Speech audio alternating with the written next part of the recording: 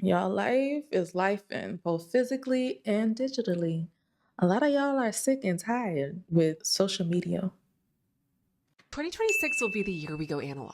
The Financial Times reported on something wild a few weeks ago. Time spent on social media actually peaked in 2022 in most developed countries. It's quietly been declining ever since. The only exception is North America, where screen time keeps on climbing. Of But even in course. the US, the vibe is starting to change. Social media isn't about connecting with your friends anymore, it now resembles something closer to television. As AI content slop increases, people want to opt out more. And that's why my prediction is that 2026 is going to be the year of the analog activity.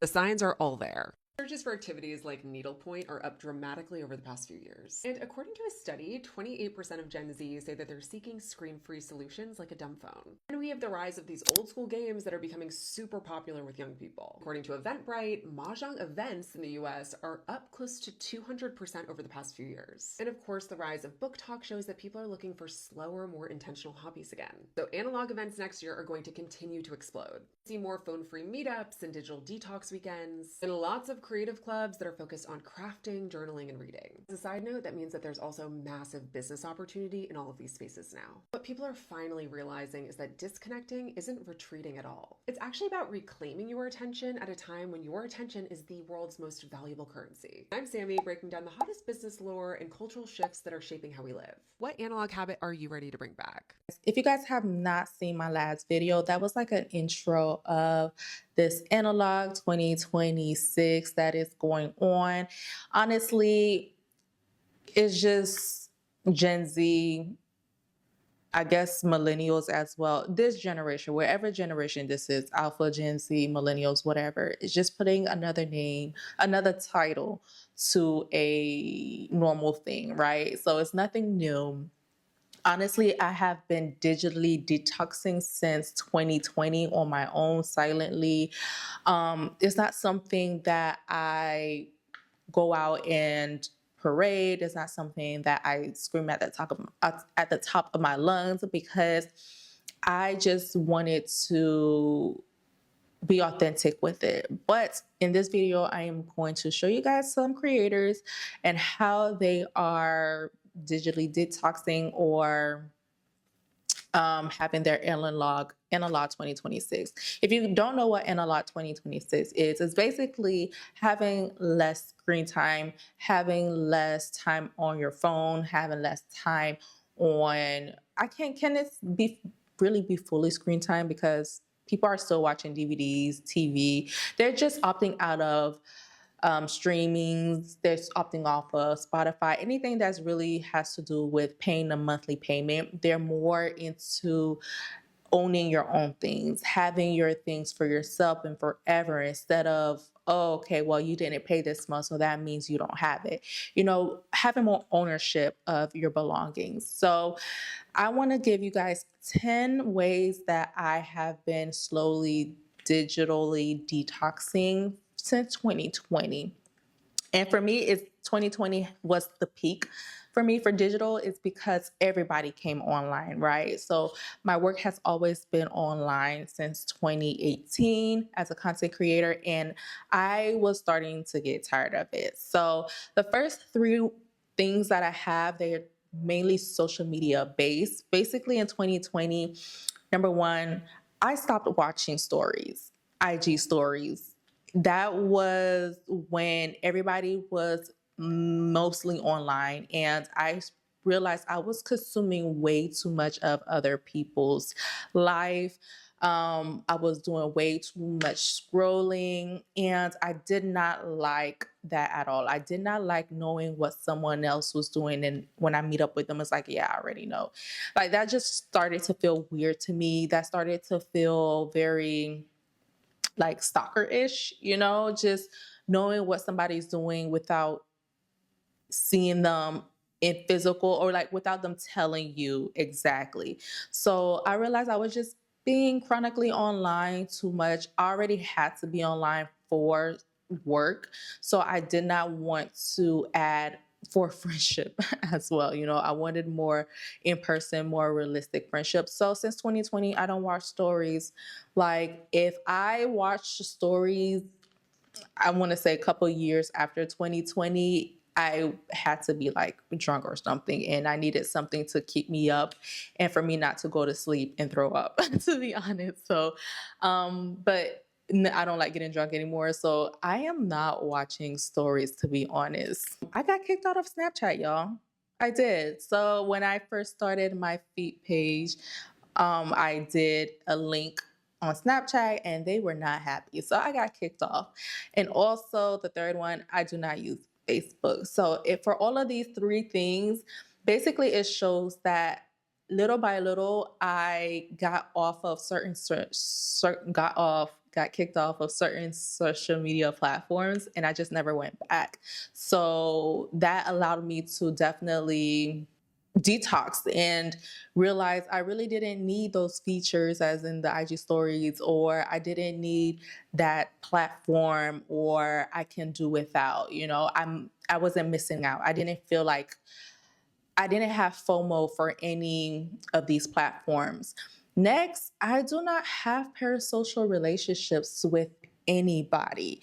If I don't know you personally, I'm not going to go in and try to figure out everything about you without me knowing you. Like, I don't have that best friend in my head, that sister in my head, that friend in my head, that mother in my head, that whatever, the man in my head that I've never met and I'm just watching secret online.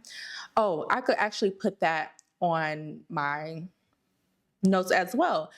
I don't have a secret or a spam social media to where I'm secretly watching someone or someone doesn't know my handle and I am watching all of their stuff so they don't know I'm watching un cachette, that's how we say in Creole. I don't have that.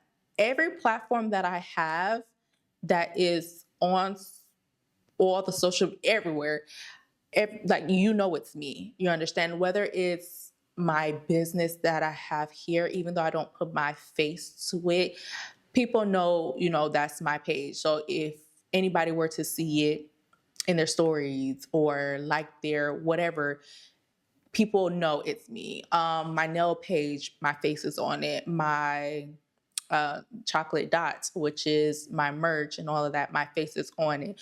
So I don't have accounts that I am secretly look. Even when I'm watching these TikTok accounts right now, this is not even logged in because I don't have a TikTok, anonymous TikTok on desktop or anything. The TikTok I have is, like I said, business, or it's me with my personal name on it. There's no way I'm going to sit and try to watch somebody. It's not that serious to me.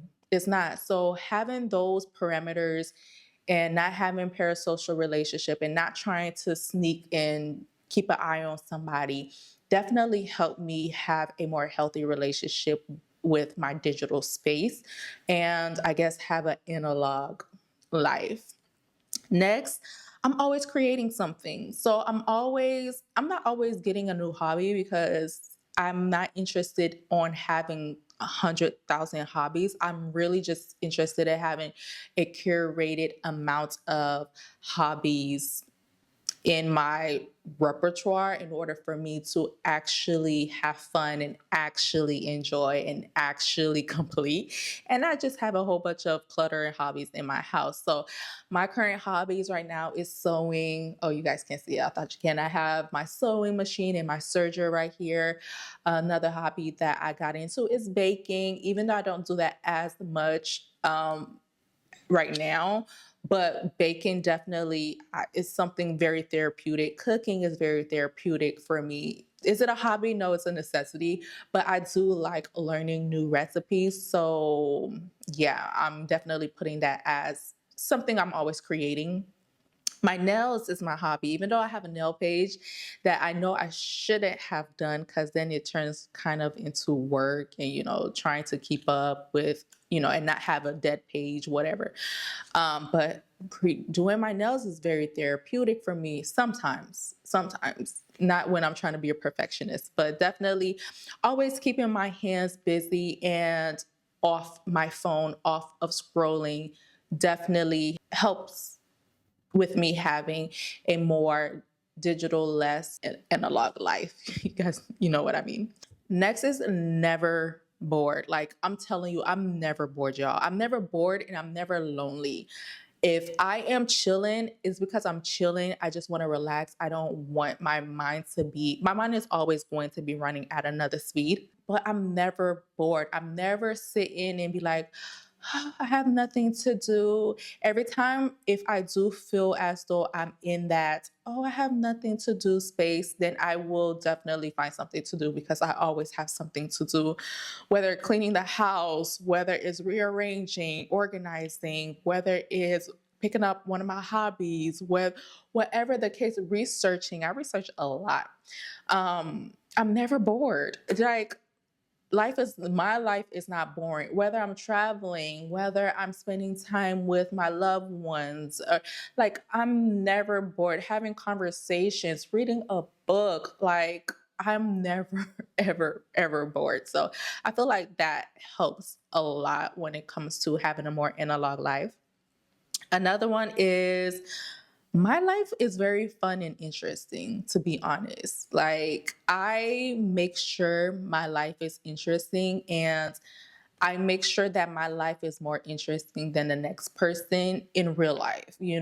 I don't want it to be whereas I'm trying to put up front where my life is interesting in or like online instead of in person. I am very particular with the things I do, what I spend my time on, what I bring into my atmosphere. I make sure I have a good time while I am on earth. So sitting and scrolling all day and just watching other people live or fake live is not enjoyable for me. So that's why I'm never bored.